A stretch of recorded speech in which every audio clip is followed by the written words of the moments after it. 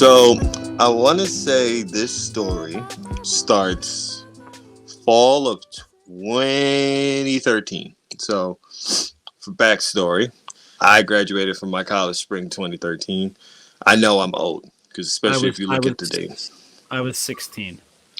Right. I was 23, just fresh out of college. Right. So at this point, I'm going back to my old college. I really loved my college. My college is where I met some of my first wrestling friends. Really, it's where I, started my little, adventure as a DJ, as an artist, as a creative. It really helped me with that. But it's also where I met my ex. It was in. So it's in New York. It's still upstate New York. Upstate New York. Okay, I just want some context so I can imagine the setting in. I'll give everybody the setting. So this school is in a small town named Cobleskill. 9 times out of 10, you don't know where the fuck I'm talking about. But if you've been to Albany, it is legit 45 minutes out from Albany, going towards Oneonta in Binghamton. Okay. So if you're going towards Oneonta, Binghamton, you're gonna pass this little small ass town named Cobleskill. Now, for backstory, I didn't know where the fuck this school was. I was just a kid that got happy he got accepted to college, and I went. And then I realized I'm in a small little country town. Is it near Troy? Troy is like probably 30 minutes away. 30, 40 minutes away. It's in Schoharie County. And it is, I would say Oneonta's the next thing closest to it. So I've been a lot of places, and by far the 2 saddest places I've ever been to are Albany and Troy, and they're right next to each other. My best friend's from Troy. He still lives out there. It is Troy, Schenectady, and Albany. It's like the fucking Wire. It's like you go out there and you don't know what's going to happen. But I went to school there for 5 years.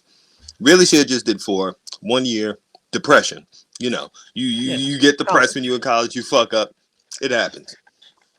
I met my ex there. Now, at this point, I actually met 3 exes out there. Life of a college student. But this ex, we actually ended up dating after I graduated. We had really started dating because they had left. But this time it's me and my best friend Asia. We decided we're going to go back up to school. Now, for context, neither of us have a car. I do not have a license. Asia has a permit. But we have found a way to rent a vehicle to drive it all the way up there on Asia's permit somehow. And for some reason, Asia has chosen to rent a Dodge Charger. Now, Asia is not an expert driver, so maybe a Dodge Charger is not the best first fucking car for us to be really driving around in. But we do it. And we also have our friend Dominique who asks us to pick up her boyfriend because we're going to visit her while she's up there. And we're like, fuck it. Why not? The ride up there is smooth. Perfectly fine. We get up there. We see our friends. We're drinking. We're having a good time. I do something pretty petty to another ex that I see on campus, but that is something for another day. What? Wait, you gotta tell us. Okay. For context, me and her did not have the best breakup. Not because I did something. She did something. And I later found out about it. But that's for another day. That's right. Those exes are always toxic to you. Well, one of those things was hitting me in the face. So I just ended it there because I'm not going to hit you back because that was like 2 months before I graduated. I'm not blowing my bachelor's degree. Fuck that. And then 2, it was another thing where you're sneaky of doing things behind your back, but your friends tell me. So I'm not going to issue it. We don't need to have a conversation. We just keep it pushing. But a lot of her friends are cool with me because I know them. She comes up to try to give me a hug. And I kind of do like the swim. Like you ever watch football when they're like, the defensive lineman is swimming. So I did a swim in a stiff arm. And I said, excuse me. Just as she's trying to walk up to hug me. Now it's petty because everyone's in front of us. It's not like I did this to you in private. Like all of our circle of friends are right here. And you're 12 feet tall, so you raising your arm and swinging it is the equivalent to a windmill. Like, it could have picked her up off her feet. It doesn't help that she's like smaller than Vince. Vincent says he was like maybe 5, which is like 4'7". So this looks crazy. So it looks ridiculous. But the real thing is the next day. So the next day we drive down to Troy, one of the, as you said, saddest places on earth, and we go meet up with my friend Will. Now, Will comes with us. We're chilling on campus, but they're like, "Hey, we have this charger for 2 more days before we have to drive it back in Brooklyn. Let's go have fun. Let's take an adventure." Now, mind you, my girlfriend is with me, but her friends live on an apartment off campus. I'm like, "You go have fun with your friends. I'm gonna hang out with my friends." I don't think we need to spend time with each other like that when we have friends here and we can just do our own thing. Yeah. Now, that's my thought at 23.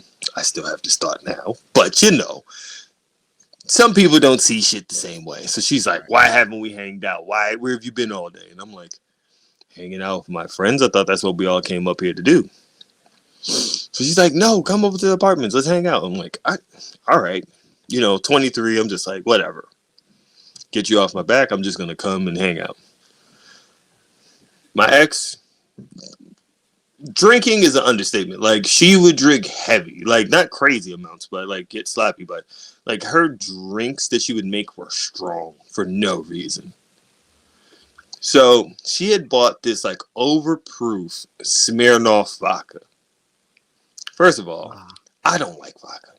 Vodka and tequila run through me like a hot knife through butter. Like, it cuts me up. Like, it's a wrap. Like, I'm not long for this world after I've drinking enough vodka or tequila. Like, I am blacking out soon. So we get over there. She's like, "I'm gonna make you some drinks." I'm like, "All right, cool." She gives me the first drink. Jack, I don't even taste juice. It is like full up to the brim.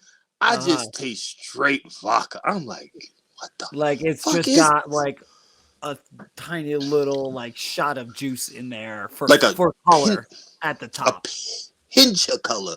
Just for color purposes. Just so it looks like a little bit of orange.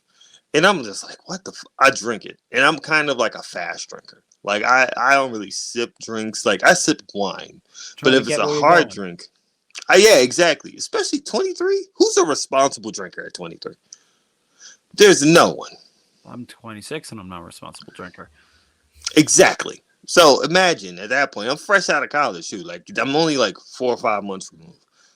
I'm taking it back. Whatever. So she gave me like 2 drinks like that. And on the second drink, I come with her into the kitchen because I'm like, I have to see what the fuck you're making. Because this shit is too strong. It is 2/3 of vodka with this much juice. I'm like, fuck. And this is like a 16-ounce glass. So I've drunk like 3 of them. Well, and I'm just kill you. And I'm like, fuck. Like, mind you, again, I'm a fast drinker, but I'm beginning to feel it. Like midway through cup 3, I'm like, ugh, this is gonna be rough. Now my friends, I didn't realize they were blowing up my phone. They look at my phone, they're like, "Yo, where are you? We trying to make moves." And I'm like, I tell my girlfriend, I'm like, "Yo, I'm out. I'm gonna go meet with my friends." I told them where I am. They drove over to the apartment complex. My friend Ace, she's annoyed because she's like, "Yo, I've been trying to get out and make moves and do this." I'm like, "All right, I get it. We got the car for one night, like 2 more nights. What you want to do?" So the next town is Oneonta. Now Oneonta, when schools are going, Oneonta's a college town. Yeah, it's like full on parties everywhere, kids walking around the street, all that good shit. So they're like, "Yo, let's drive to Oneonta." Now I remember this so fucking distinctly because we had a bottle of champagne, we had a bottle of rum. We're just drinking in the backseat. To the point, my friend Ace, she opens it and it pops open and sprays the inside of the fucking rental. So again, I'm already nervous because now we have champagne spilled on the inside of this goddamn fucking rental. You're seeing that security deposit just wither away. God, mind you, I barely have a job. I barely have a job. So I'm like, oh fuck, where are we paying for this? All right. So then we're passing around the bottle. We're drinking in the backseat. I'm now beginning to black out in the back seat as we're on the road. Yeah. So I'm like, oh, what is going on? I don't know. When somebody in the front says, hey, I need to use the bathroom, let's just pull over to the side of the road. I'm like, okay, cool. If I go use the bathroom, maybe that'll help me out a little bit. Yeah, if you look at yourself in the bathroom mirror, that can like bring you back. We wasn't even in the bathroom mirror. We was on the dark side of the fucking highway. Just like on the dark side of the road. Because we're in this country area. So we just taking dark roads. Like, I'm pissing behind a barn in the fucking dark. Mind you, I'm black and I'm from Brooklyn. I know this is not where the fuck I should be. I know. This is how, like, bad, like, movies about, like, racial injustice start that are directed by white people.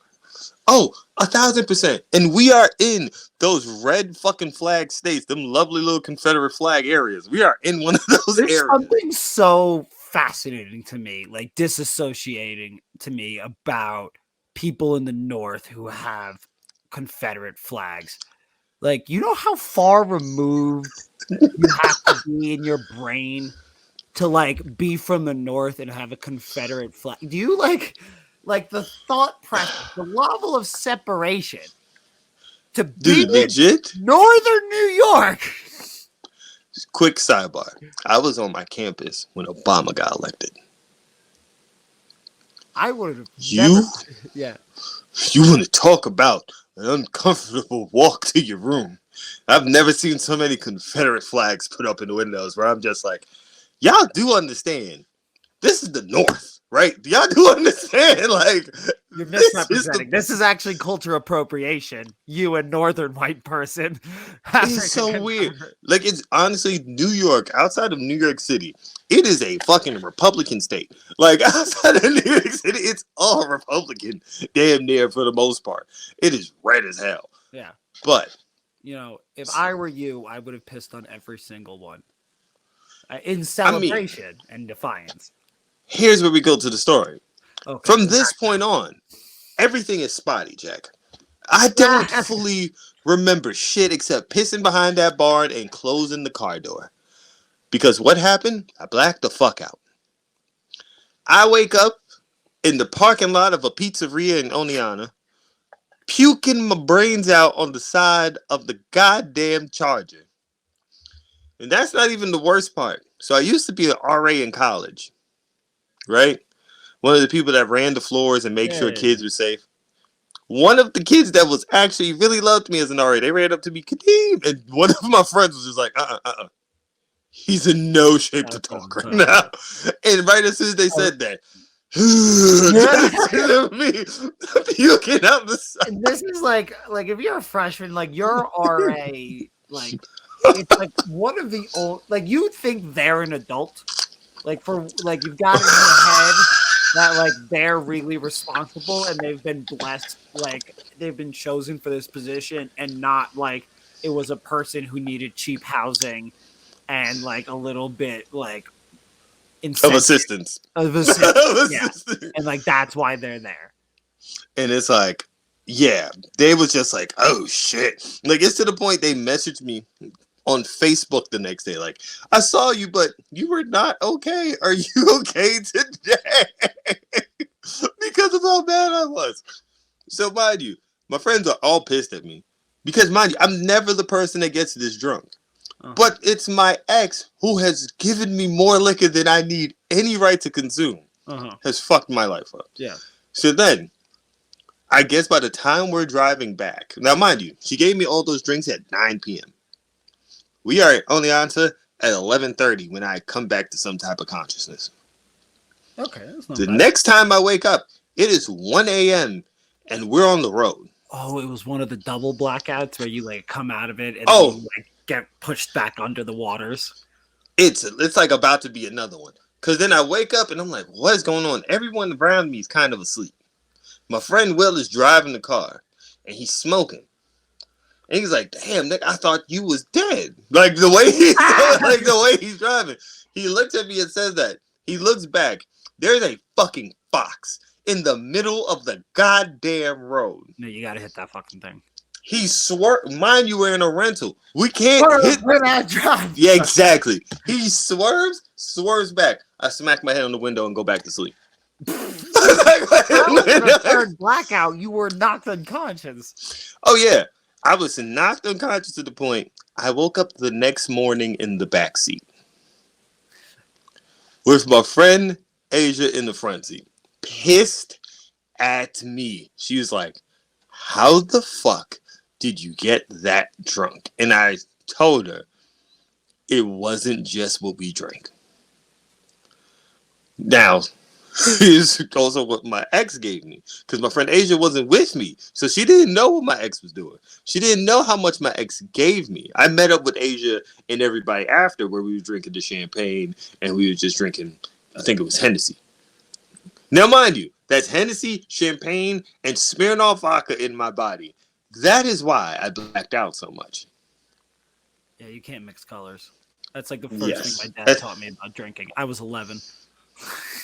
I was 11 when he shared that piece of lifelong knowledge I've carried with me. He's like, never mix colors when you're drinking, Jack. Like, no apple juice and orange juice. The fact you said 11 brings up so many questions that I do not have the time to get into. But then, my ex is like mad at me, and she's just like, why did you leave? Why wasn't you picking up your phone? And I looked at her and I said, because you poisoned me. You tried to murder me. And I got gaslit into believing if you had just stayed with me, you've been fine. And I realized she was trying to get me so drunk I did not leave the apartment that night. And then you fall asleep in her bed, and it's diabolical. Mind you, it's not even her bed. It's her friend's bed because she don't go there. You just staying with your friends. No, it's amazing how thin the line between insanity and genius is. It is quite disturbing. And with that, I welcome you to the third episode of Wrestling with Wromance. I was going to do that this time because you told the story. Oh, you go right there. Welcome to the third episode of Wrestling with Wromance. Today we got Deem coming in with our romance story. I am one of the co-hosts, Jack Simon, and Kadeem from Life of Deem. Do your thing. And I am your other co-host, Life of Deem. We want to thank you if you made it through that story. Don't need to report anybody for possible endangerment and entrapment. Things have moved on. I think statute of limitations have passed for such crimes. Yeah, fuck that shit. I had the bunny suit story last year for like a Halloween, or last week as like a Halloween costume thing. But the other one I almost did was the time I picked up a girl dressed as Orange Cassidy for Halloween. But there's no story there. It's just kind of a thing that happened. I had the full outfit and nobody understood it. That sounds about right. Yeah, I was in Boulder, Colorado, which is a college town. That everybody, I mean everybody knows it now because Deion Sanders coached them there. But yeah, I was just about to say. I met a girl and dressed as Orange Cassidy and made it happen. So bless up. I'm not gonna lie to you. With the way your hair looks right now, for our podcast users, you can't really see it. But he has this very lovely mohawk that got like a little swoop on the top of it. Yeah, the mohawk pompadour, I call it. Right. Now, if you had just combed that a little to the side with some aviator shades on and just put a denim jacket on you right now, you might have to shave the mustache, I think, and the goatee. But I think you could perfectly work as a stunt double for Orange Cassidy. I got my Leva Bates t-shirt on today. Hey, like that. How are you feeling today, though, Jack? I'm feeling good. I've got a fresh haircut, so I feel good. I mean, I got some heavy things on my heart. Mm. It's been a hard week on the interwebs for AEW. Oh yeah. This was the worst week I've seen on the internet for AEW. And of course, let's keep it 100. Like Twitter, all the social medias is an echo chamber. Of course. Also, a lot of, it's not like the wrestling fan base is that big, and particularly AEW's, they're very online. So I think it's a better barometer for wrestling than it is for anything else. Right. They were just getting shit on this week. Yeah, it was a railroading. It was a railroading this week. It was rough. Yeah, and it was sad too, because like it was people who were talking about like it's not just that they're going through a bad period. This isn't the company I signed up for. Yeah. This isn't the alternative that I signed up for. Mm-hmm. I mean, if we look at the top of the card right now, you got MJF, Samoa Joe is a WWE guy, ex-WWE guy. He is. I wouldn't put Samoa Joe at as much as we do. Like Samoa Joe really had he has an incredible history behind that. Well, no, just that. Like, if you look at it, it's like what all his ring time equates to like 3-4 years in WWE. I don't really put him as WWE guy. I don't. I just don't. I think it's what people associate with him the most. Which I think is a discredit. That's the only reason why I was saying that. That's to discredit him. Perception is reality. Like that is at least a perception of him. I don't know about all that. But continue. Edge, ex-WWE guy. Yeah. And perhaps, look, the worst two examples, or the ugliest two examples, Ric Flair and Big Show. Ex-WWE guys who have all gotten like matches and time, and Ric Flair now has a contract. And like I feel no nostalgia pop when I see Big Show, because like my nostalgia for Big Show isn't in AEW, it's in WWE. Yeah, like, these things don't hit the same. Yeah. And so it's seeing like the nostalgia pops or the wannabe nostalgia pops that have like been ridiculed for WWE for years, and now AEW going into that well. It's just sad, like seeing it devolve into this point. Like it's the second, like even Tranquilo Club. Shout out Tranquilo Club, great YouTube. If you don't know him, I love their video essays. Great video essays. He just did one, which I think was his best one ever, on the demise of AEW, and he's like the biggest AEW fan out there, and he did leave it with like a grain of salt. He's like, I do think they can come back. I think they can right this ship, but he even said this is more of a second place company than it is an alternative anymore. They're not trying to do anything different. They're just very happy to be second place, or they're just content being second place, I guess would be the better term. I mean, both. You said both, pretty much, content or happy. It's like, they're good with their spot, is what you mean. And there's other examples too. Like, it's not just the nostalgia part. On Collision, which was the drizzling shits as well. Like Dynamite and Collision were very bad this week, but on Collision you had the first on the spot booking for AEW that I can remember ever happening. Like if we remember, like they were very adamantly against it. Like we're not going to book anything in the moment. It's all matches that are announced beforehand. With the Boys versus the Acclaimed, where the Boys just came out and like they had a match on the spot, which I don't remember ever happening in AEW, and goes against like all the principles of AEW, which is we announce our matches beforehand because we're more of a. I mean, of course, they said we're going to be a sports-based product. It hasn't exactly lined up that way, even like in their best of times. But to the very least, where we're going to be more realistic with how professional wrestling would exist within this context, like of being a real sport. Right. Like if it was a real sport, you would never have a match that's just like happening in the exact moment. Right. Like it's not fucking real. Like that could never happen, like at a UFC fight or whatever. Yeah. And it's just some absolute like dumb sports entertainment bollocks. Right. And I don't know if like, and we've talked about MJF and whether it's his fault or it's not his fault. I've gone both ways on it.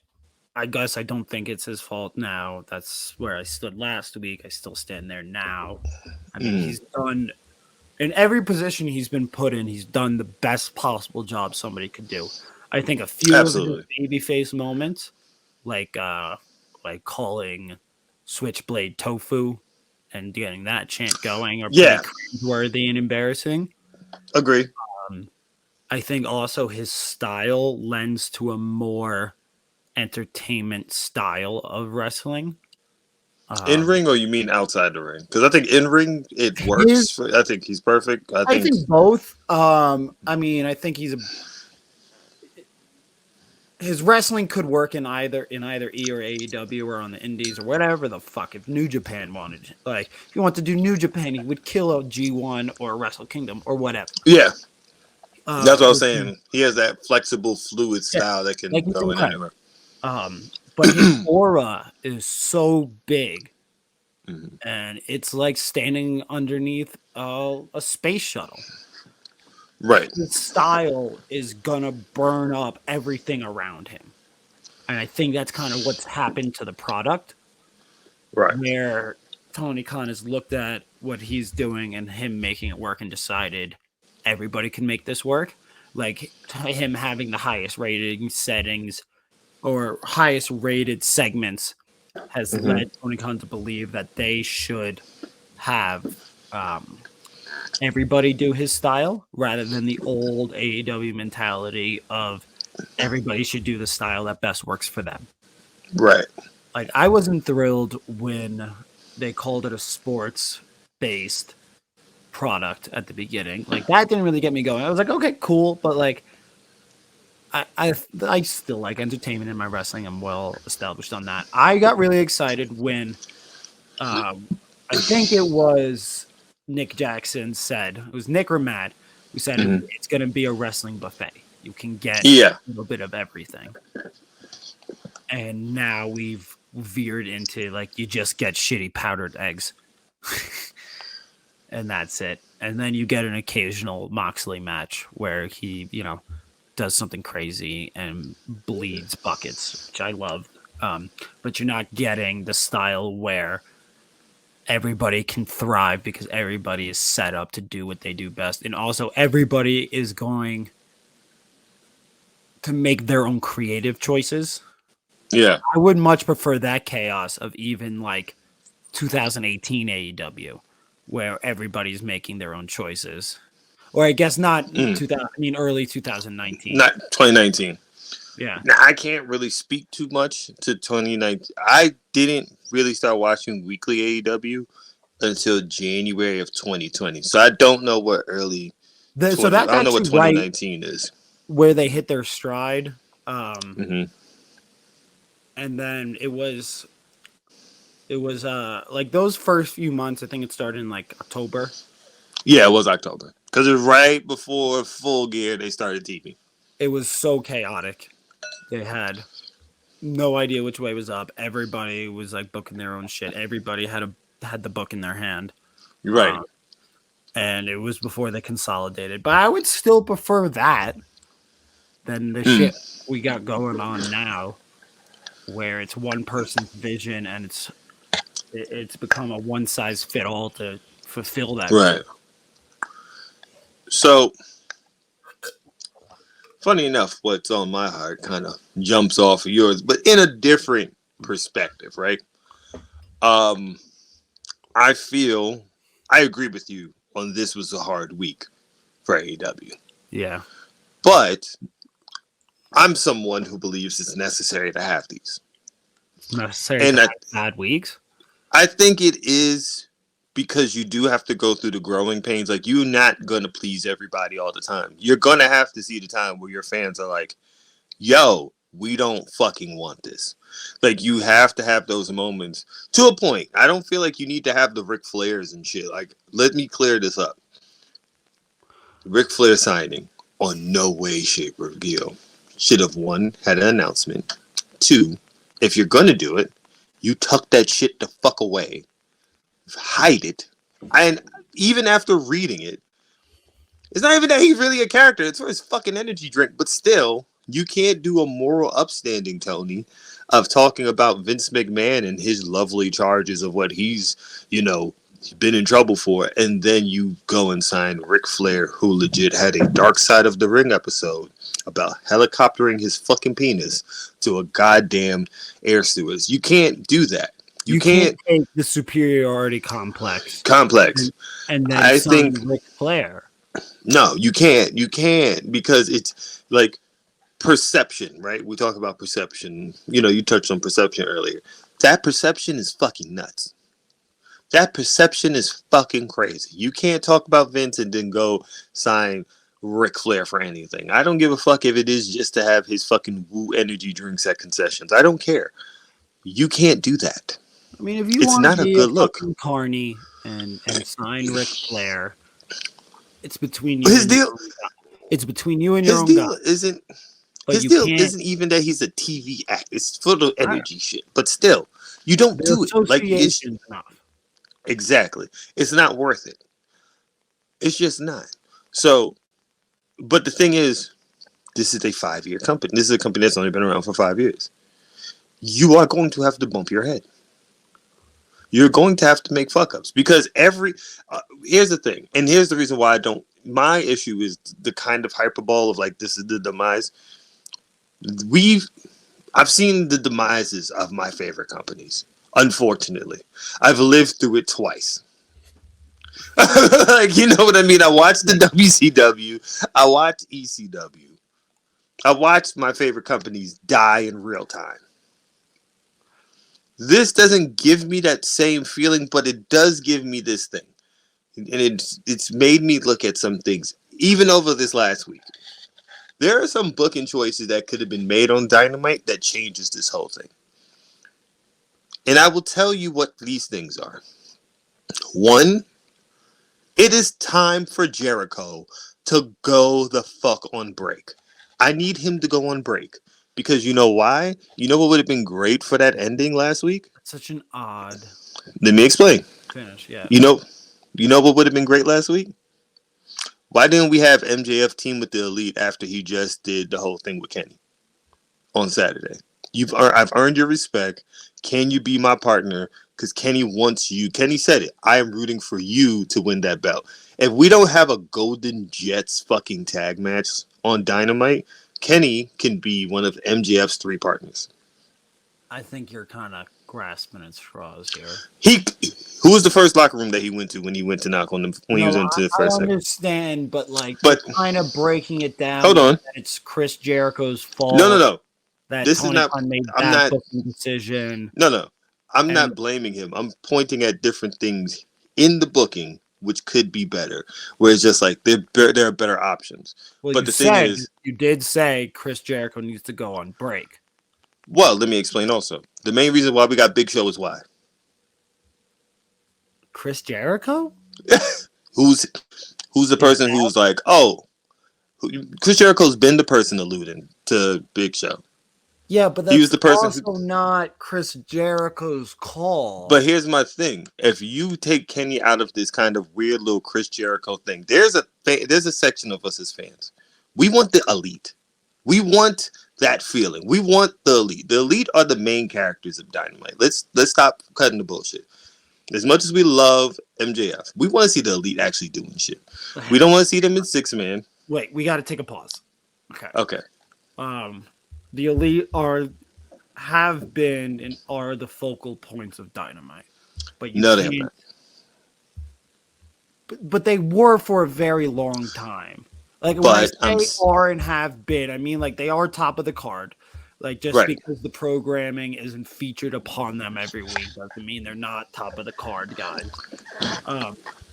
And they were the main event for a very long time. Like it changed. Like you have to change and keep it fresh. Let me clean up what I'm saying. To me, there are a bunch of little issues that are sprinkled in. Now, there are key points where I think Tony is just pretty much going with this entertainment feel because of ratings and things, is what you said. But I do think there are areas where things could be cleaned up, where it just makes more linear sense. Like, I don't mind the whole thing with the Acclaim, but I think the issue is that became more entertainment than it became interest in ring. Like, I think it became more of segment-based entertainment than it really needed to. Like, I had no problem with the whole Max Caster rubbing Max the first time they ever did that. I had no problem with that. I think they dragged it too long. The issue with AEW with a lot of their segments, they've been holding on to shit for too long. You kind of got to let certain shit go. I.e., Neck Strong. All right, we've had enough. We can let that go now. Like, I don't need him yelling Adam. I don't need him yelling Max. I don't need that right now. Yeah, now we can let that go. Name. Yeah, I'll be honest with you. Just give me fucking Roddy wrestling. I don't really care about Roddy as a character. I just want him wrestling at this point. The most interesting thing he did. You good? Just give me a thumbs up when you good. I put it on you. You're fine. All right. The most interesting thing Roddy did recently was when he got up and did that jumping knee lift over that guy during Collision. That's it. Like that's the best thing that they can do. Is I don't think anybody thought that Roderick Strong was going to come in to AEW to be a promo guy, and not but that's the thing. We want more wrestling. Like, I get it. Right. Y'all doing more entertainment. We want more wrestling. Like, get Roddy. Like, if anything, give me Roddy versus MJF before Full Gear or something. Give me something else. I don't want to see this whole thing with him and the Kingdom anymore. I think the Acclaim and MJF have run their circuit of that comedy thing. I don't need to see that no more. I think even the element of what's going on with Don Callis has become too much of entertainment, which is where I was getting with the Jericho thing. I don't think you needed to put Jericho with Kenny at any point for this Don Callis thing. I don't really see why that was. For one match, cool. I don't need a whole Golden Jets fucking thing. I don't need that. I have no problem with them ending it, but they don't need to have no fucking 8-man tag. Or 6-man tag, whatever they're doing in 2 weeks. After this, I really want to see Kenny by himself. The truest thing is, we don't get a lot of Kenny by himself. I don't think he really can anymore. Like, if we're going to keep it 100, like, I don't think he really has that ability not to do a lot of singles matches in a year anymore. Like, I don't mind. Okay. To accept. It is. I think, like, the Belt Collector is, like, the last great singles run we're going to get from Kenny Omega. But I look at this year. I like the Jeff Cobb match that he had on Dynamite. I like the Vikingo match. I like him and Mox. I like him and Kyle Fletcher. You could just give me basic shit. I don't need him to go out there and go balls to the wall. But I still don't. I think even still. And he does wrestle very physical style.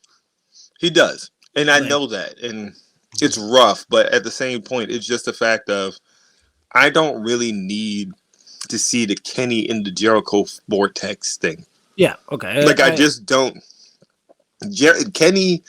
And this is what I meant by the Jericho thing.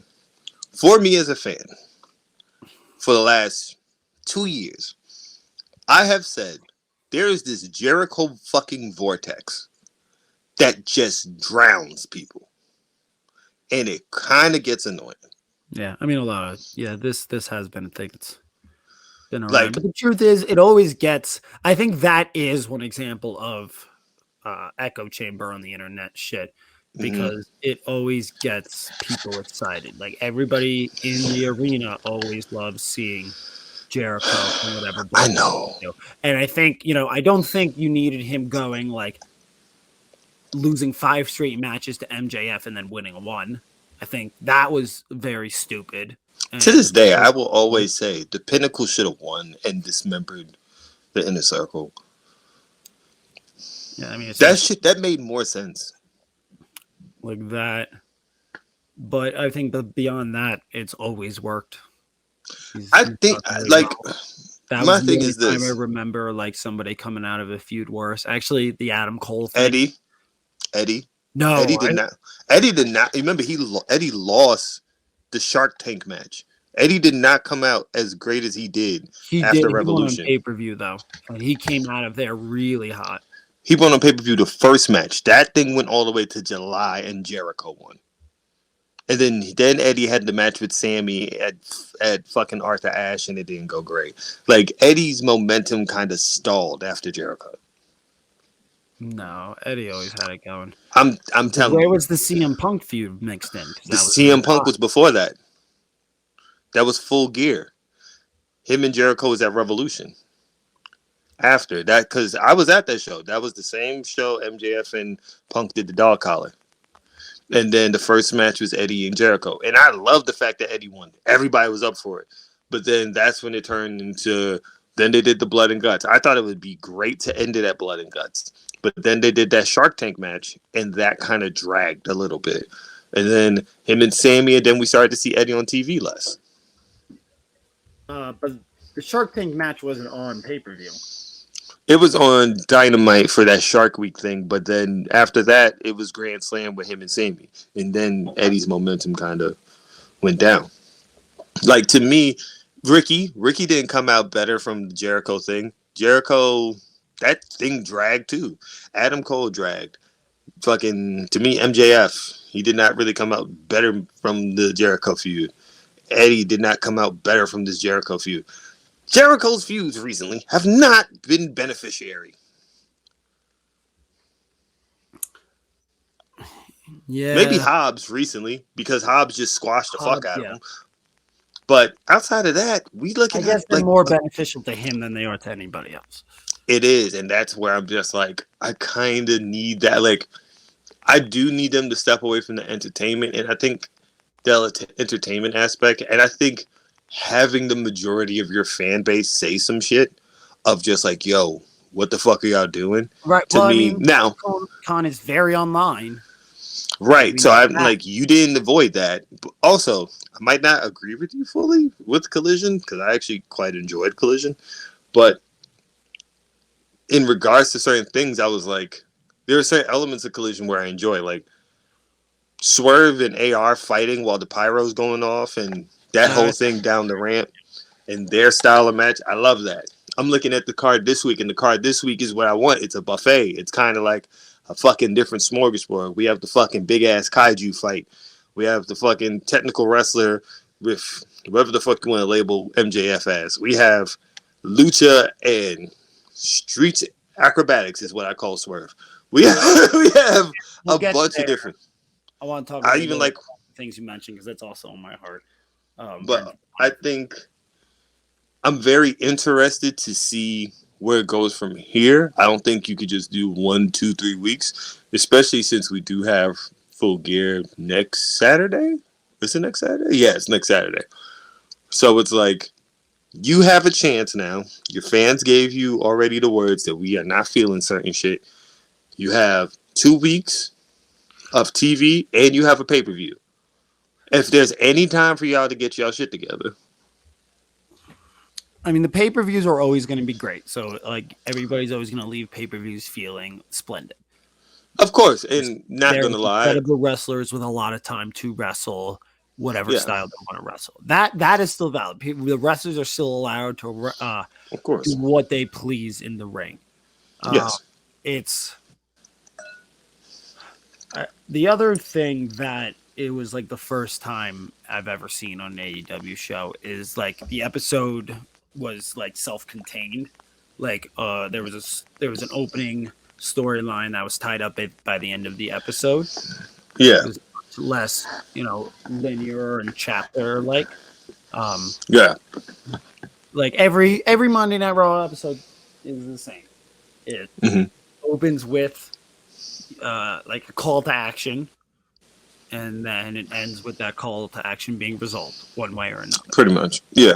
Whereas AEW, the call to action can happen to any time and is usually resolved at a pay-per-view. And this is the first time it happened and ended in the same episode, which is very WWE style, and it's the first time I've ever seen it happen that way. And I think that's what is most alarming to fans, I think. Like why you get kind of the sky is falling, demise, hyperbole, is not that like it's been bad episodes. It's that they've completely gone away from their identity. And they will now take a strong pivot to get back to the identity that they used to cherish and pride themselves on. But I don't think it's hard to make that strong pivot. Like I don't think they're in a place where they from the outside looking in, bro. I mean, here's the reason why I don't say that. I don't feel that way. There was a point where ECW had to make a pivot, right, on their weekly television program, and it was really due to their the people that was running the TV organization, and they found ways to basically take shots at the people that was running the TV company on national TV to be like, well, screw you guys because the way you're doing it. They did find a way, but they just didn't have the money and backing to do it the way they wanted to do it. I think honestly there is a way. I think there's three major things they have to address. One, Collision needs an identity. That's the issue with Collision.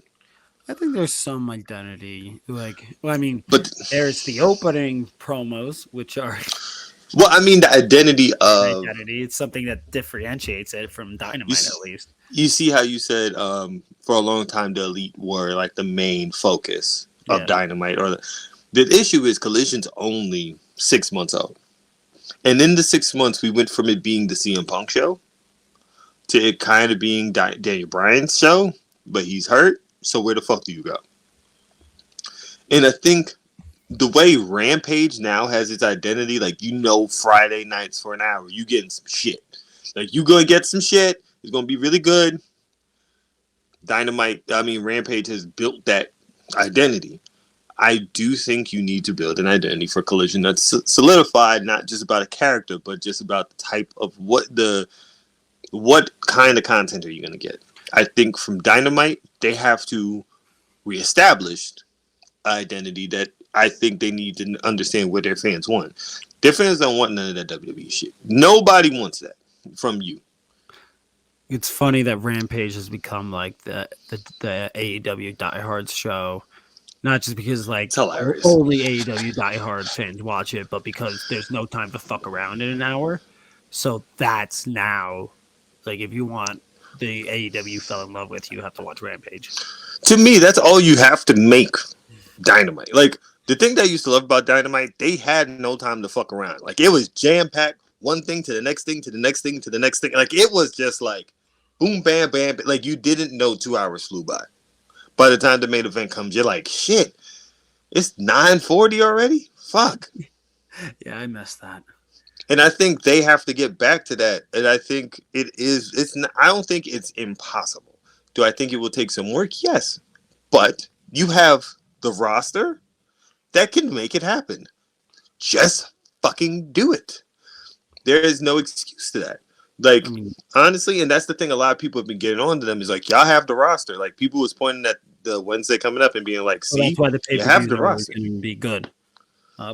I do, speaking of roster, because I want to get your thoughts on this, is Big Show is so baffling to me because it does nothing for nobody. Like, nobody's tuning in for the Big Show, so it's not like you can even make that argument. Like, anybody who loved the Big Show in WWE isn't tuning over to AEW to watch the Big Show. No.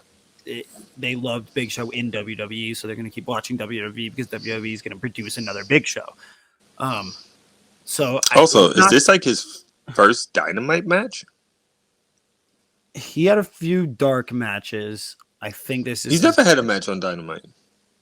He's definitely had a match on Dynamite. No, he's never. This is his first match on Dynamite. I said he had a few on Dark, but I think this is his first one on Dynamite.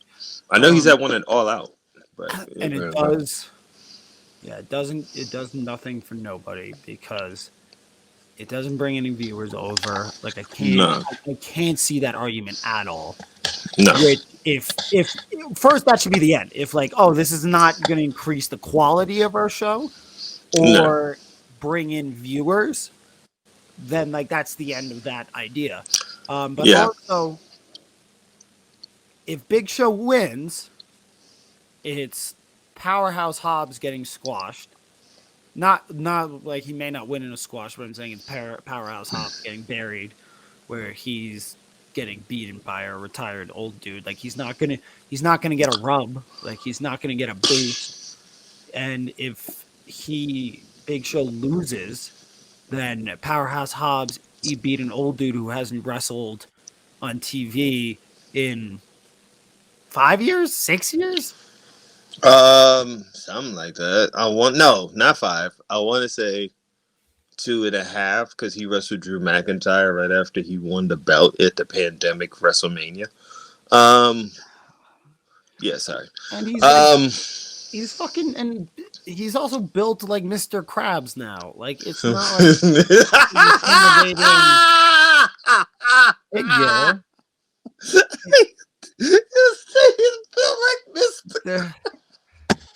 There's no reason for Big Show to beat Powerhouse Hobbs. There's no reason for Powerhouse Hobbs to beat Big Show. It does nothing for nobody. It doesn't raise the stock of either side. I'm sorry. The Mr. Krabs shit took me the fuck out. Because you know what's funny? I was like, damn, was Big Show always bow-legged or am I bugging the fuck out? Overalls too. So here's the weird thing, right? Because today's let me see. If I'm not mistaken, next week Sunday, Jericho is facing Takeshita in Budokan Hall for DDT. Yeah. So the match would be the 15th because it's not going on the pay-per-view. So, which I will say this. Thank God at least it's not on the pay-per-view. I'm fine with that because I would be pissed if it was on the pay-per-view.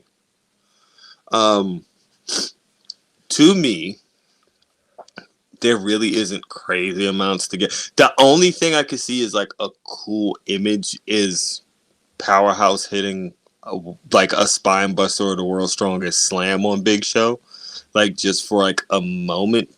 But I don't really give a fuck. So to me, I think you are bringing Big Show to lose because they haven't beaten this team. Like, they haven't beaten this team. Like, to me, they are setting, like, okay, to me, real quick. There was something very interesting about the Young Bucks' whole personality with fucking Jericho in the locker room, which seems to feel more of like they're going to lead the match between Bucks and Golden Jets. I was not hoping for that, but I'm not going to lie. On predictions, you are like 1 for 1 right now with the Kenny shotgun booking. But I was more of like them leaning more heel, like Young Bucks more heel, which is to me is the best Young Bucks is heel Bucks. Like that's their bread and butter when they're dickheads is when the Young Bucks are at their sweetest. So, but I think it is this thing of like Kenny's never gonna beat this group. Like Kenny's not gonna beat Takeshita because he hasn't. This is what his third, going to be his 4th match against this group, and he is yet to win. He didn't win it all out. I mean, all in. It doesn't matter if Big Show loses. It means nothing. Yeah, my whole thing is in years. You could have left this Jericho, Kenny, Kota versus Hobbs, Takeshita, Kyle Fletcher. I didn't understand what was the point of Big Show. I don't get it. My only thing is Unless you're gonna have Big Show just get destroyed by Powerhouse Hobbs and Ragdoll, that's all I'm here for. Cause I just want to see Powerhouse Hobbs on TV somewhere. That's it. But I don't really give a fuck in the case of this match. But at the end of the day, this has to be it. Like, this has to be it. Like, we don't want to see no more shit like this. Like, if there's one thing, if you are someone who is tapped in, Tony Khan, to your fucking fan base online, this is it. We don't want to see no more shit like this. Once Sting retire, and after this match, we don't want to see no more shit. Look, we gave Christian a break because Christian has been fucking entertaining as a heel. Like, give Christian his due. WWE, even though he's a WWE guy, WWE never liked him. He was never a WWE guy that they liked. But like, he was a guy that they would rather hate. Still a wrestler, right? So that's the thing on where TV it's like regularly, right, and storylines. He lost, he won. But so that's why I'm like, I take Christian whatever when I'm looking at people nostalgia. I'm not even looking at Christian. I'm not counting him right now. This Sting thing, I'm cool with Sting getting the ride off into the sunset because to me, Sting doesn't feel WWE. To me, Sting still feels like the remnants of WCW. Like he feels like the last thing of. I think so. That's Sting is not WWE, which I think is why people's cool with it. Yeah, people don't mind it. So after this, keep them old niggas over there. I don't want to see them. I'm cool with Edge getting the match here or there, whatever. But the rest of them old motherfuckers, keep them over there. I don't want to see them. I love the fact I'm getting to see Daniel Garcia these last week or two, and I'm going to see more. I love the fact I'm about to see another Lance Archer match. Where the fuck has he been? Like, you know what I'm saying? I really love, if I'm going to get Jake the Snake cutting more, I'm all for it. I think a stable with Lance Archer, the Kingdom, and Righteous. Jake the Snake. Oh, the Righteous, excuse me. And Jake the Snake is really cool. I was so shocked that I was like, this is intriguing and I've never thought about it. Like, this actually kind of works. It was one of, I mean, it was a classic AEW idea of like, oh, this actually kind of works. I hope that Vincent gets some time to cut promos because he's really good on the mic and he has a really interesting character and he has a really strong understanding of his character. Yes. So I'm hoping he's able to express that. Me too. He's done the cult leader, like Manson-esque character way better than anybody else I've seen in wrestling besides Bray Wyatt in the Wyatt family. Which is crazy because they was in FCW together and they're friends. So it's like it makes sense that you two would be no, I never knew that. I'm not sure if it's Vincent or the other guy. What's his name? The big dude, the one that does the big boss man slam. Yeah, the other part. They were both in FCW with Bray. Like that's why they're friends. They were close friends. So, like they had put up a post when Bray died about that. So it makes sense. It's like, oh, of course you guys are perfect at this fucking cult leader shit. You guys are in the same fucking friend circle. It makes perfect sense. So it's like those things I'm interested in. Like honestly, there are certain things where I'm like, I have interest in, but it's just like I need y'all to keep. It's like now I need y'all to really be on it. Like I really do because, like, right now for the TBS championship, I don't know if I'm the only person that sees this, but I think it's going to be a 4-way. Yeah. Like it looks like it's going to be. It looks like it's going to be Julia, Willow, Sky, and Chris. Julia, Willow, Sky, and Chris. Okay. Like, because they've all been circling like this whole Julia. But like I can't get invested because they're on TV for 7 minutes a week, whether it's in a match or a segment. And I mean, like and it's not their fault. Like I just like, yeah, sure, they probably are, but like this Julia Hart thing, this Julia Hart misting Willow, it kind of wasn't dropped, but it ended with a moot point of like Willow was able to beat the Mist, but that didn't happen in any interesting, emphatic way. It was just 1 week she had it, and the next week she's like, I've been able to overcome it. I went to the doctor, I took some antibiotics, and it cleared the spooky dust away. Which was spooky dust is a direct quote, by the way. Right? That's not me like pulling some bullshit. Like no, I didn't take it that way. Things she said, and I just took it as Willow being too much of a goody two shoes. Like Willow is just like, I'm uncorruptible because I'm just so bubbly. Like I took it as that. There's no growth in that. Like, and if it happened in a moment, in a storytelling moment, then there would have been growth. Even if her character doesn't turn, there's still growth in her character that she was faced with an obstacle and overcame it. It was just 1 week I had it, and the next week I'm like, hey, I'm good to go. It kind of feels like more Sky got that development because Sky is still kind of like Sky is a separate story, and yes, Sky gets a moment, but like the next week she's back in like a segment backstage around the interview where just sort of talking about the thing that happened last week. Yeah. But not really explaining anything. It's just I'm not disagreeing. I'm just like it's just turning its fucking wheels. I'm not disagreeing. Like the issue is there are a lot of things turning their wheels. I do think they need to step away from the entertainment.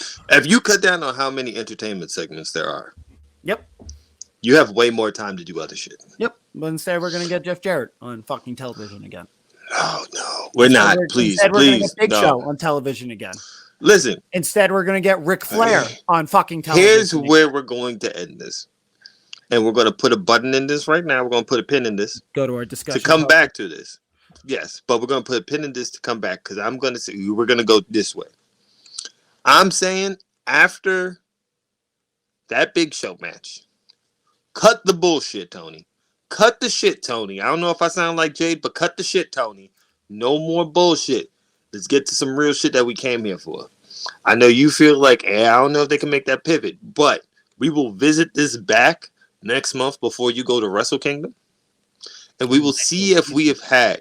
Nice little tease in there. Jack going to Wrestle Kingdom. Yeah, Jack's going to Wrestle Kingdom. What a pro. But I'm getting the hang of it. But we will come back right before you go to Wrestle Kingdom and right before, I still got to get the tickets. But before I go to Wrestle Dream, World's End. I said Wrestle Dream. Before I go to World's End, we will see if there's change. And we will discuss it. You think I can get a press badge for Wrestle Kingdom? On the back of the podcast? What money you think we got here, brother?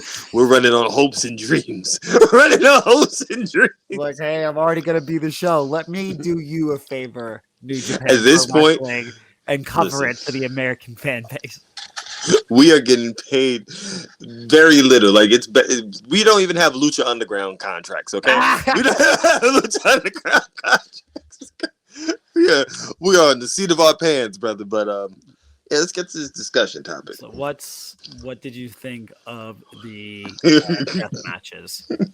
First, let's run down the list of the matches. Yeah, I have them all right here. So I actually ended up sending you 4, with the 4th being a bonus. The 3 main ones I sent you were the Circle 6, Bobby Beverly versus Akira, Schlack versus Abdullah Kobayashi, because I wanted to give Abdullah some love.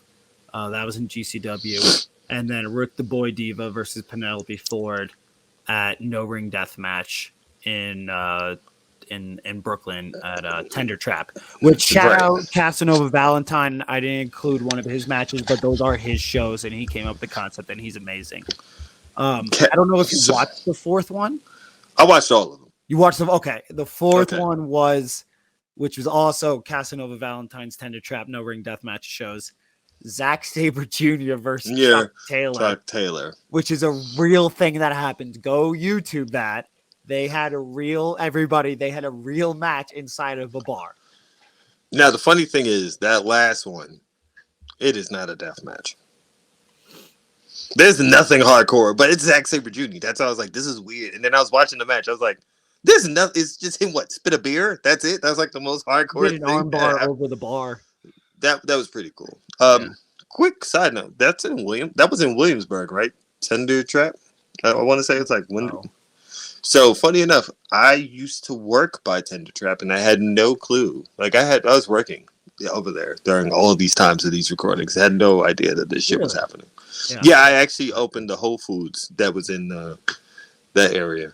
I used to work there as a custodian. But I mean, I think if you're doing a match with no ring in a bar, it qualifies as a death match. So let's get to the first one, right? Okay. The Akira versus Bobby Beverly.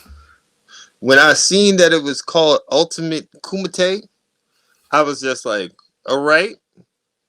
I'm like confused. I just see boards, right? I want people to understand this image. There's just boards and what looks like a circle of glass. Yeah. And I'm just like, what the fuck? Where are we going? Right? I had sent Jack a screenshot of like my notes from the Akira, is it Bobby Beverly? Yeah. Bobby Beverly match. And he just was laughing and said the word perfect. First thing that caught me off guard, they tried to do like a suplex. And you see people stall a suplex and they kick, and then he land, and one of the floorboards fucking break instantly. And I said, what the fuck does Jack have me watching? Where the floorboard just breaks on a stall of a damn suplex. I'm like, what the fuck? The thing that caught me off guard after that, and it was one of my questions, and it's going to be one of my nitpicks with death matches. Akira goes and grabs an armbar and just drops straight down to the ground to get this armbar on this guy, like while the guy's standing. But Akira's back is just straight in glass. And I said, what the fuck is that about? Like, why would you instantly hurt yourself? Like, I don't even understand it. Well, I guess... No, I get the idea is that there's nothing in this match that can be done without the chance of injury. Oh, we shall visit it in a second. Because right after that, there's an electric chair spot. Like he puts Bobby Beverly on the shoulders in the corner, and he does an electric chair spot straight into the glass onto the woods. Here's where everything came to my mind. I did not understand why the fuck they were wrestling in the crowd. In the dark, like it was going to be more painful than whatever the fuck I watched them do in a ring, because that is possibly one of the most gnarliest matches I've ever seen. Like, we're going to get to the Abdullah one afterwards, because that one I have my own gripes with. But the floorboard, first of all, Akira uses the glass tubes on the back of this man's knees. Like he is just trying to cut any tendon that this man has. He uses the floorboard to stomp on this man's knees. There's a giant box of fucking light tubes handed to him. And I want to know who the fuck kept giving him light tubes. Who the fuck kept giving them boxes? Do you know how many light tubes come in a fucking box that big? Yeah, I mean, the image of him just taking it like it's a cartoon, like almost like a cartoon magic, bro, where he's just taking light tubes out and smashing them like a never-ending supply, one after another. Like, I know we're doing a podcast, and I can't do this. I can't physically show this properly. But the way this man was like windmilling arm in arm. If you've ever seen Simpsons, and there's a part where Bart is just swinging his arms in like a windmill, just walking towards Lisa. And he's just windmilling fucking light tubes. Why? It sounded like gunshots just kept going off multiple times. Like it sounded like a West Side Gun fucking song with all the boom, boom, boom. Just ad-libs of just glass breaking. One thing I did say is Akira, have you ever watched? You've watched ECW. Have you watched ECW? I've watched a little ECW. Okay, he gives me Tajiri mixed with Masada Tanaka vibes a little bit. Like he gives me like if both of them were a little bit combined. I see that, yeah. Because he kind of has that little fist, like the little striking vibe to him. Right. but also his violence is just very much Tanaka, where it's just like there was a point where he was just taking they were taking light tube shots to the fucking head like it was nothing. But then there was a point where like one or two of them try to put their hands up. I'm like, brother, we're deep into the match. Your blood is soaked onto these wood boards. There's no reason to cover it at this point. Just take the fucking shot. Again, right here in my notes, who the fuck is giving them more fucking light tubes? All these fucking light tubes to the fucking head is in my notes. There was a brain buster on the broken floorboards, and I thought somebody's fucking neck was gonna break. I was like, what are we doing? It was like Bobby Beverly gave him a fucking brain buster, and the floorboard broke right as soon as he landed. I was just like, what are we doing? Like, what are we doing? I think Akira started eating glass. Like the guy was trying to cut his head. He started eating the glass. And I'm like, what is your insurance like, sir? Like, what insurance coverage do you have where you can go to a doctor's office after and they don't look at you like you're a fucking maniac? I mean, I think that's also what I love about deathmatch wrestling is that these guys are doing it just for the love of the game. Listen, I love a lot of games. They believe in this style so wholeheartedly. You gotta love it. That they don't care about any of the consequences or the insurance or what they do or don't have. They just I care for you. Right. I care for you, brother. It's like, God, there was a point. Akira's in the corner. Arms is just by his side. Unprotected light tube shot. There had to be 10 to 12 of these motherfuckers. Just pass. I'm just not throughout the match. Consecutively. No, he's legit in the corner, arms down to the side like a dead body. Just, mind you, bleeding like a stuffed pig, just pouring blood. Just pass. And I'm just like, yo, I'm watching this in the middle of the day. What the fuck has my life become? Then they start grabbing tubes by the fours. And I was just okay, we gotta cut it out. They was grabbing light tube bundles by the fucking fours. And I was just like, all right, we gotta cut it out. We gotta cut it the fuck out. When you're using 3-4 of these motherfuckers at the same time. But we're gonna come back to that in the next match. Okay? The dueling match. We're gonna come back to that. I like the Shining Wizards through the tubes where Akira hit him with the Shining Wizard knee. With that was pretty cool. Now let's talk about this next part, right? Because I thought this shit already looked like a horror movie before this next part. And then they went into the ending, which is always the hardest part of a death match because it's like, how do you end this now? Right, mind you, these people are kicking out of shit, getting hit upside the head with all of these light tubes. They're kicking out. So I'm like, I don't even know how you can end this, right? So I see somebody, you just hear a popping of light tubes just randomly. And it's just you see somebody coming and they're taking the stuff off the fucking ring. And I'm like, what's going on? Ring, yeah, they're taking the boards off the ring. And I see something shiny underneath the fucking ring board. And I'm like, that's not a bed of fucking barbed wire, right? And then they removed it. And it's a whole fucking web of barbed wire. And I said, what the fuck am I watching? What the fuck does Jack have me watching? What is this shit? Because I'm just so confused.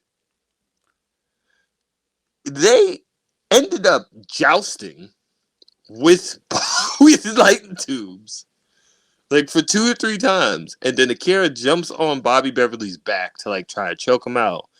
And Bobby Beverly jumps backwards. Or turning backwards into the bed of barbed wire to end the match. That is sickening. Which I'm glad they ended the match there.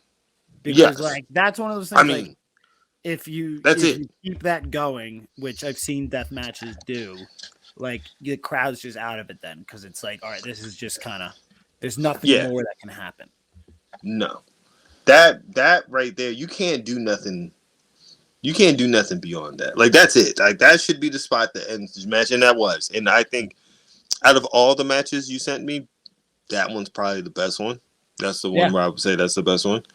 Can we get a 5-star rating? Ooh, this is hard for me because I like hardcore matches. Like I like some hardcore matches. I mean, it's like some hardcore like death style matches. This one I would give like I'd say like a 4. 4 out of 5. 4 out of 5. I'll give it a 4 out of 5. Oh, all right. On the death match rating for me, because it's hard. I got some 5s now. I might have to send you some of my favorites. For sure. And we do that. What? Wait, how much of Lucha Underground have you seen? A fair amount. Okay, well we won't go there. How much of ECW shit have you seen? A little. Less. Have you ever seen a Mike Awesome match? Yeah. Him and Tanaka? I think definitely not all of them. I think I've seen one. Okay, I got some. I got send you. Maybe even some early Taz joints. I might have to say. We gonna get there. Then we went to Shellac and Abdullah match. Abdullah Kobayashi. Abdullah Kobayashi, excuse me. GCW. First of all, GCW's first tour of Japan. Right. Thank you, sir. The first thing that caught me off guard is these motherfuckers start biting the light tubes. Yeah, that's like Abdullah's thing. Is like he eats light tubes. Like he starts every match and just like bites a fucking light tube. Yeah, I was like, what the fuck? First of all, let me tell you what happened that fucked me up. I mean, they walked to the ring. I had never seen a ring set up with light tubes in the rope, so I didn't understand what the fuck was the setup like that. I was like, what's the setup? Like, how are you supposed to... And then threw them into the ropes, and it started to burst, and I'm like, oh, fuck, okay, I got it now. This is just crazy. Yeah. To set the stage, it's the ropes all have like 10 light tubes. I want to say like 12. Like 10 to 12 light tubes. Yeah. Kind of snip tied, I guess, onto the ropes. Yeah. So you can just run into them or you can rip them off. Abdullah rips one off and eats it. And then Shellac so you're really supposed to bite the middle. Like that's Abdullah's bit is you bite. He was biting the end. Supposed to do anything. Yeah. So he bit the middle and then he started snacking on it like it was a piece of celery. And I was just like, what the fuck is going on? I'm like, brother, you can't get... I'm like, no, it ain't worth it. It ain't worth it to eat the glass like it's fucking sugar candy. Like, we can't be doing that. Like, he did that twice. He did that it twice. Like that twice. I did have a general question. I want to know how often these deathmatch wrestlers get like STD and blood tests done. Because I have general questions. There's a lot of fluids mixing in them rings. If you chewing on shit, spitting it at people, you got blood everywhere. I just generally concerned about people's health. I just wonder how often do they do these examinations? I mean, because it's just like often. It's kind of like how like porn stars get tested all the time and are like the cleanest people. I mean, you have to, right? Similar for these guys, yeah. I mean, they started holding the tubes on the other man's head and then headbutting it. And I was like, okay, this is different. The shit that really caught me off guard is this little weird ass needle that came out of fucking nowhere. And I'm like, where did this needle... They start stabbing each other with this needle in the head. And I said, what in the fuck is going on? This is a lot. Have you seen an Abdullah Kobayashi match before? This is my first time. Okay. Yeah, so this was like exploration into a different world. What about how cut up his body is? Like the scars. His forehead look ridiculous. His back looks like braille. Like I don't know why about his chest specifically. Because you don't see a lot of people scarred up on the chest like that. Right. Because most wrestlers take the bumps on their back or, cut their forehead. Right. So that was crazy. And then after they started doing the corner, there was a part where Slacks is his name, right? Yeah. He like lined up like 4 tubes on him in the corner, and he did this big running forearm smash into him. And I was just like, another thing that concerns me with all these light tubes, all the mercury that must be in that goddamn ring. Like, that is dangerous. I'm like, yo, y'all ain't sick? Like, how y'all getting sick off of this? There are light tubes like that don't have mercury in them. Oh, okay. So maybe that's why. That's my ignorance. I'm hoping, but that's my ignorance. That's just my first thought because I don't know. Freaking Abdullah Kobayashi doing this elbow drop with putting like 3-4 light tubes. Mind you, this is a big man. This isn't like a small man. This is a very, very big man. Yeah. Like build like a sumo. Big. Pretty much. Putting 4 light tubes on under his arm while he's doing like elbow drop on the man on the floor, and I'm just like, yo, what is going on? Like, that looks so painful. You got to be demented. Well, I mean, they're deathmatch wrestlers, so you got to be a little crazy to think of this stuff. But then he grabbed like a bundle, more than a bundle. He had to grab like a whole rope's worth of like 10 light tubes and just chucks it at me. And I was just like, yo, this is wild. And this also backs up what I said in the last episode. I can't go to a show and pay for a death match because I want to be up close to these shows. But I know there's going to be glass that fucking flying everywhere. It just feels like it's one of them things. The press guys have like some of them have goggles on. I need more than that. Like I need more than that. My luck, who the fuck knows? Some Final Destination crap probably happened to me if I mess around and go to one of these shows. The superplex onto the glass was crazy.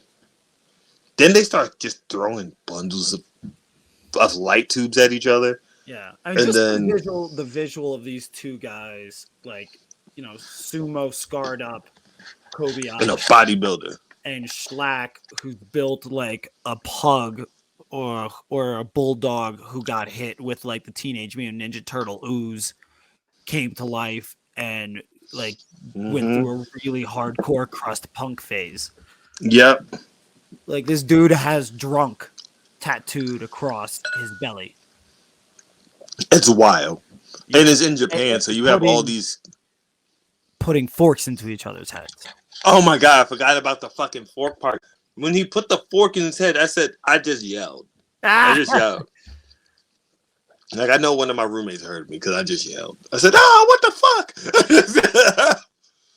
So that one was good. If I had to give that on a scale, I say a 3. Yeah. I mean, I really love the story they tell because, Abdullah's an OG of the game, match game. Schlack is, or at least at the time, his like stock has kind of fallen off a bit, but he was one of the biggest stars on the American deathmatch scene.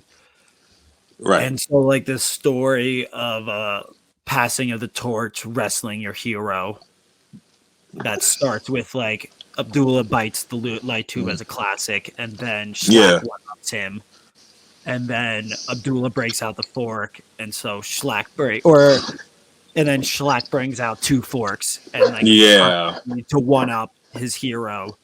That eventually ends up with Schlack beating him and Abdullah getting on the mic and going, "Schlack, I love you." Like, the one thing I will say, cool and beautiful. That was like very small, but it's something I loved. I love small intricacies in matches. I love the fact that Abdullah, when he went to pin him for the pin that won the match, it was the way he pinned him, where he put all his body weight down. Yeah, like how he leaned on it. I was like, I'm happy somebody who's big just knows how to fucking win a match after you've done wore somebody out for a whole match. Right, and like there was only like 3 pins, which for a match is like the correct amount of pins. Like we were talking about the last match, like you don't want to have too many pins. No. Okay. I said Schlack won before, Abdullah won before. Excuse me. Yeah. I mean Abdullah won, not Schlack. But 3 pins is like the correct amount of pins, because like you never want to lose yourself. It's like, well, why aren't they pinning them after every fucking thing that happens? Because this is the most radical shit we've ever seen, and there's so much violence, it would make sense for them just to pin every time. So to only have 3 puts it into the correct context. It also gives me a sense of understanding of pain tolerance, because you're going through some painful shit. So to do some shit where it's like, this is high end enough to go for a pin, it definitely puts me in that mindset of understanding. Um, Next is Rick the Diva. Rick the Boy Diva versus Penelope Ford. A baby This one wasn't. Penelope Ford. This one wasn't for me. This is a pre-AEW Penelope Ford. This. This is where we lose you. Yeah, this is where you lost me. This is where you lost me. Like the splits thing in the middle of the crowd. I was just like, no. Like the coolest thing is the ending of like Penelope on Rick's back and Rick jumping off the stage through the table. But it looked like Penelope ate shit on that move. Like it looked like she really got the worst end of that move. It just wasn't for me.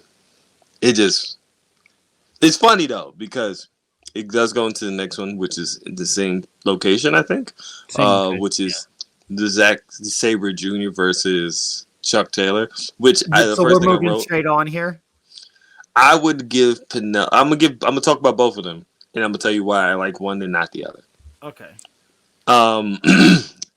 To me, it was funny. It's kind of I find the Chuck Taylor one funny because like how Zack Sabre Jr. I think it was Zack Sabre Jr. It might have been Chuck. One of them was like, "Someone told me there'd be a ring here," and it was like how it started off. And I like kind of Zack still being Zack in this match.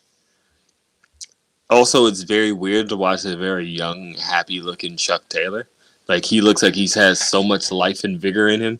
And I'm just like, boy, that has died off. Oh, wait, no, these were two different shows, actually. They're two different venues? Same venue, different shows. Oh, okay. But, well, also, great booking.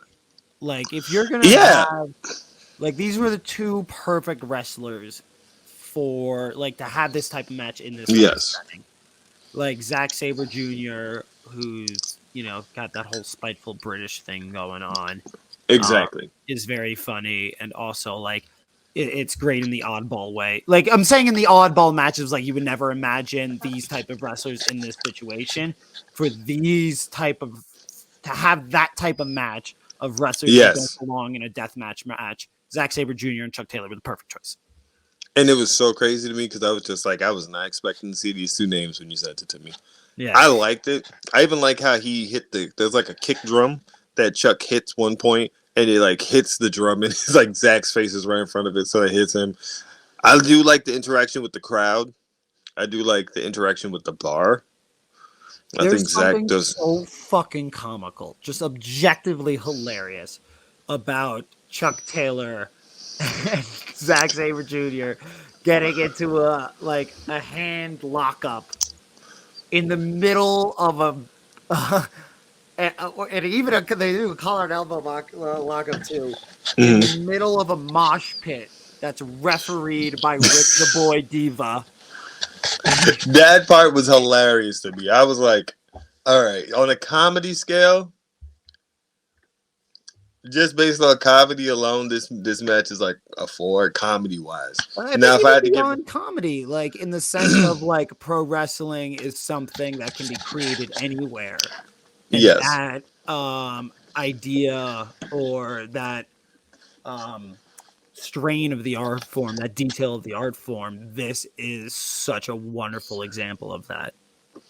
I would give this match, just to be honest, a 2.5. Okay. The Penelope match on like the death match scale. Yeah, okay. Maybe it might be a 2 because it's not really death match. It's like I need some gruesomeness for some death match. Well, then what would you give it on like a regular scale? Maybe like a 1.5. Okay. Penelope gets a 1. The Penelope Ford versus Rick the Boy Diva, that's a 1. Just what's the reasoning? I know you said it's not for you, but we need a bit more than that. Like for some reason, something just kept taking me out of it. Like I was trying to really be there for it. Like I'm giving it a shot, right?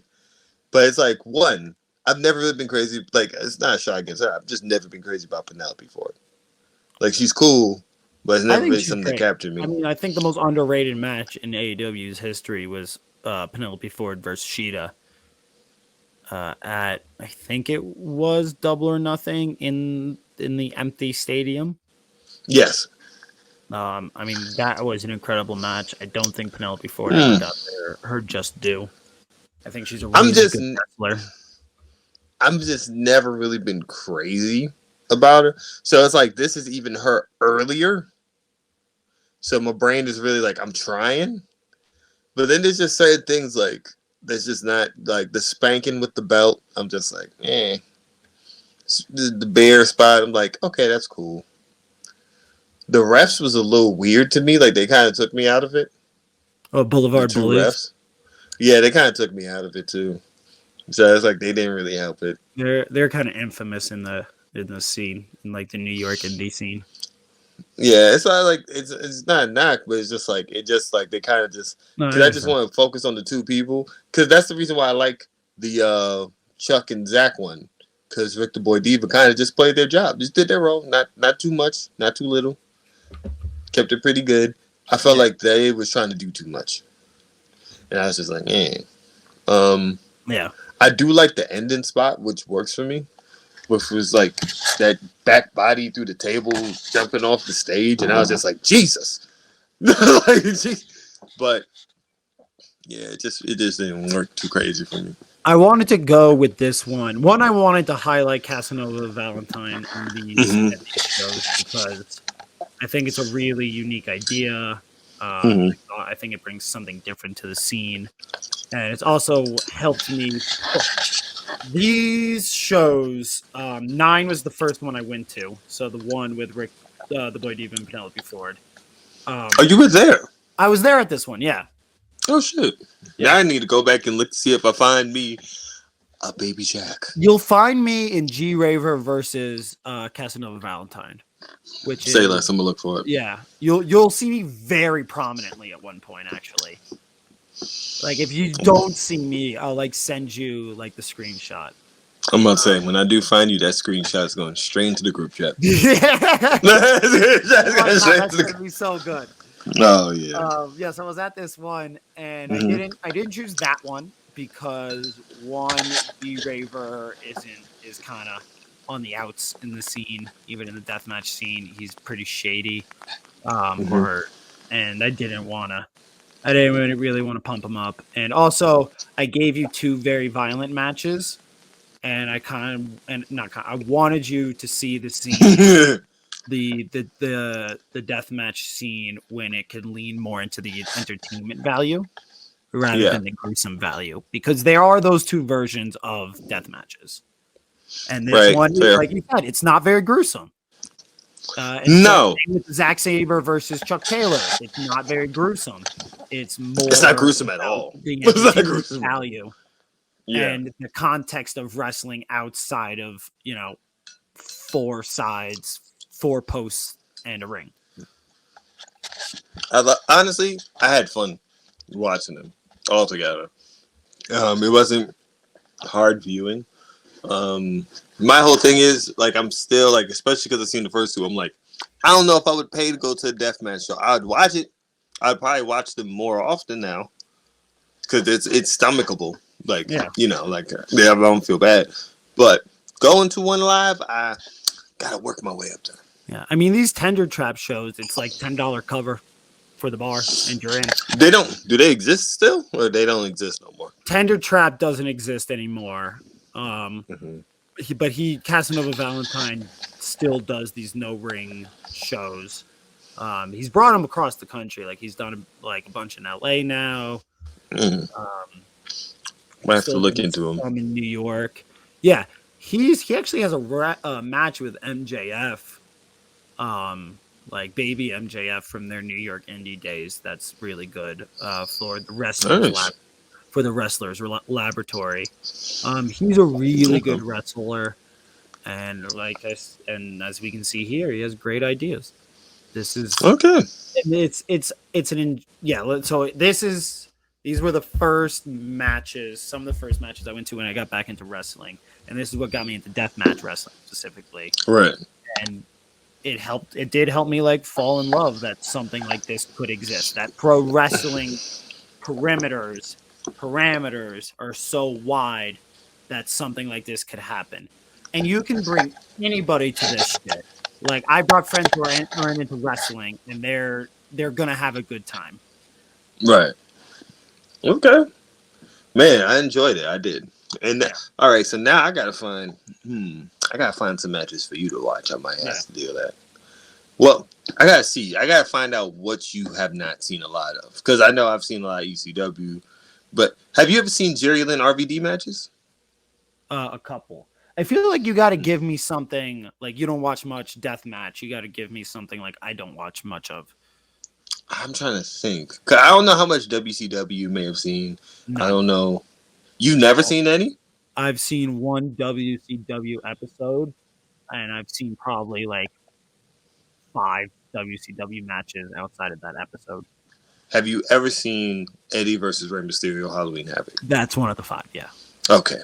I have other matches. And Goldberg versus DDP at Halloween Havoc. Ooh, I have some matches that I might have to send you from WCW. We might. You know what? That's what we'll do. I'm going to find 3 to 4 WCW, my favorite WCW matches, and I'm going to send them to you. Love it. Or I'm going to try and find some of my favorite ECW matches that you may have never seen. Yeah, that would be good too. And I think maybe we'll do that for the next one.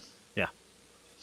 All right, Jack. Is there anything you want to promote? Anything you want to talk about before we head out, my brother? I'm going to throw my fantasy book out there. Oh, yeah. I just said his name, and I'm going to say it because this is the first one I've put into the notes that you had a visceral reaction to, and absolutely not. Goldberg versus Eddie Guerrero. Hell fucking no. It would be fucking seeing what sort of bullshit Eddie Guerrero would do in that match is really what I'm interested in. Like, I just don't want to waste Eddie Guerrero's time. To get away from Goldberg and like try to end that match as quickly as possible for the exact opposite reason of why Goldberg's trying to end that match as quickly as possible. Yeah. Lead to some really fun, interesting shit. I remember I saw that. I saw like the little thing pop up on my phone. It said, it just basically gave me the notes thing. And then I went and looked and I said, hell fucking no.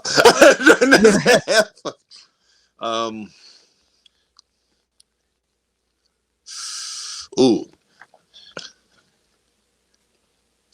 This one, this would be one I would have loved to see at all. But prime in his prime, Eddie versus Best Bout Machine Kenny. Oh yeah. I mean that's an alley-oop. That's an alley-oop. Because we're saying Eddie. But also, if I had to pick one, I believe, yes. I have seen only one of his matches live. But I would love, not live. I've seen one of his matches before. And I remember it being just so entertaining. Hayabusa. And I would have loved to have seen Hayabusa versus Will Ospreay. I know that's one of his idols. I don't think I've ever seen a Hayabusa match. Hayabusa, pretty much before his time. Very much. Will Ospreay gets a lot of shit from him. Will gets like you would watch Hayabusa and you could see where he influenced Will Ospreay. Okay. So I would love to have seen a Hayabusa match. I just know him because if I'm not mistaken, I might be wrong. He was in the WCW NWO Revenge game, and I loved playing with him. But I did see one of his matches because my uncle used to have old tapes, and I was just like, holy shit. So that's one. All right. Jack Simon, check out JackSimonMakes.com. Got all my documentary music videos and some of my writing up there. I'm also a film critic for the Aspen Times, so if you want to read any of my columns for the newspaper, I'm in there every week. Talking with movies, Jack Simon. With his rating scale. My infamous writing scale that goes into the tenths of a decimal point. You can follow me on any social media app at Life of Dean. You can check out the YouTube page. I'm working on 3 YouTube videos, like legit once me and Jack end this, I'm going right back into editing. I'm aiming to have 3 YouTube videos, well, 4 with the visuals for the podcast up this week. But I will have a video up talking about World Heavyweight Championship in WWE, MJF title reign, and I will be discussing, hopefully we get this out by Sunday, but the Sunday one will be talking about some of the booking in AEW. So, we will have that up, and that'll be on the YouTube page, Wrestling with Positivity. Thank you guys for checking out the podcast. We love it and appreciate you all. And we will check back with you next week. See you next week. We out.